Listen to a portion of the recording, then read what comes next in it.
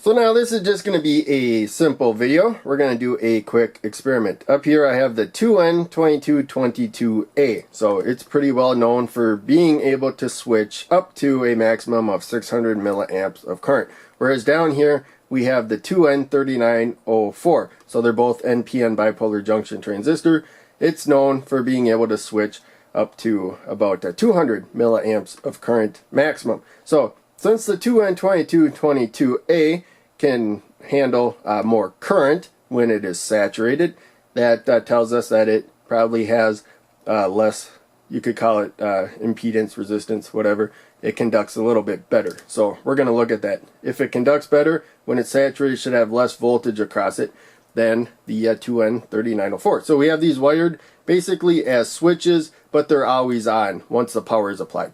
10,000 ohm resistor to the base there. They have the same pin layout, flat side to the left there. The emitter is down here, connected directly to ground.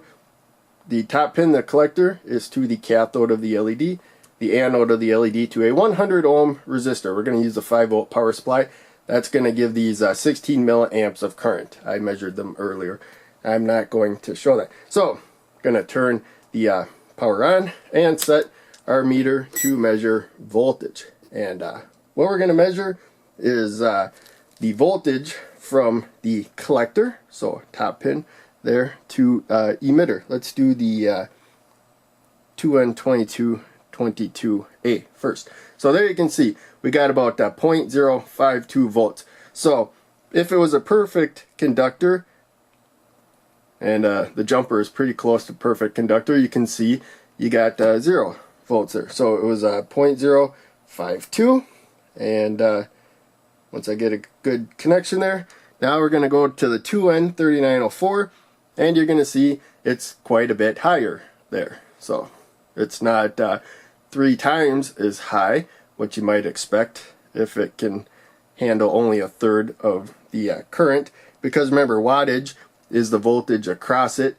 times the current going through it. But at higher currents, maybe that voltage difference increases even more. So what we're going to do is swap these. So these are 2 brand new transistors. I just pulled them out of the case and haven't really used them much. I've only been preparing for this video, and these LEDs are pretty new right there. And I measured the 100 ohm resistors setting the current. According to the meter, they're about 101, just a speck shy. So we're back down. I swapped the circuits that they were in. This is the 2N2222. Looks like it may have gone up just a speck instead of 0.052, 0.053. And the 2N3904, I think that may have gone down a speck. I think it was 0.088, I can't remember exactly. But in any case, we have pretty much the exact same voltages even when I switch the circuits. So it's not the circuits determining it. So in any case, I was planning on making this a lot more complex, writing out math and stuff. But for now, I'm just going to keep this as a demonstration video. If I can make it more interesting, I might make a future video. But in any case, hopefully you still enjoyed. Make sure you check out one of the other videos I posted on the screen, and check out the links down below. They all help out a lot. I'll see you in the next video.